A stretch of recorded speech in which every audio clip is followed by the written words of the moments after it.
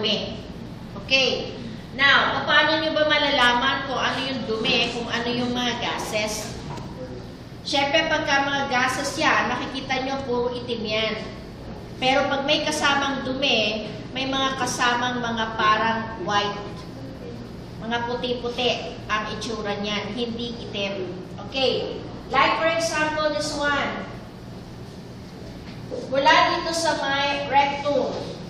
Kung mapapansin ninyo, mula dito sa may rectum, halos wala ka nang makikitang mga dumi. Okay, clear na yan, ha? Clear na clear. Pagdating dito sa may ascending colon, napapansin nyo ba yung parang buo-buo dito? Yan yung parang may halong itim. May halong itim at merong mga puti-puti. Yan yung mga dumi. Okay. Now, kung mapapansin nyo dito, wala kayong makikitang itim-itim, wala rin kayong makikitang puti-puti. Pero pagdating dito sa area na to, yan, yung mga nakikita nyo niyan, wala dito hanggang doon. Dumi yan. So, kung ang pasyente mo, halos puro dumi dyan, mahihirapang ipasok ang contrast. Mahihirapang ipasok ang contrast. At the same time, hindi maganda ang magiging outcome ng radiograph natin pagka puro dumi yung large intestine. But it will also depend upon the discretion of the radiologist kung itutuloy o hindi yung procedure. Kasi may mga radiologist na hindi naman masyadong meticuloso na kahit may konting dumi yan, sige, tuloy na natin.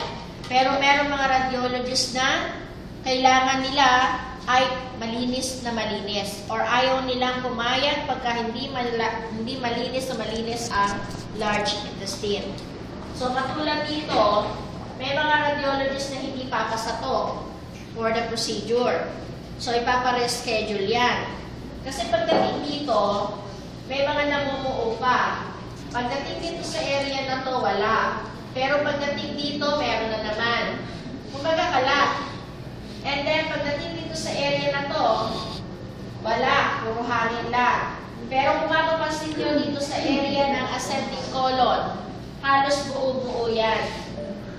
Okay? So, pagpunta, halimbawa, pagpas ng ating contrast mula dito sa transverse, medyo mahihirapang bumaba yan. Kasi halos puno-puno pa yung ascending colon. So, kailangan malinis na malinis yan para at least mas maganda yung contrast, mas maganda yung outcome ng ating radiograph. At the same time, hindi masyadong mahihirapan ang pasyente sa procedure. Okay. Now, of course, the first radiograph, since ang ating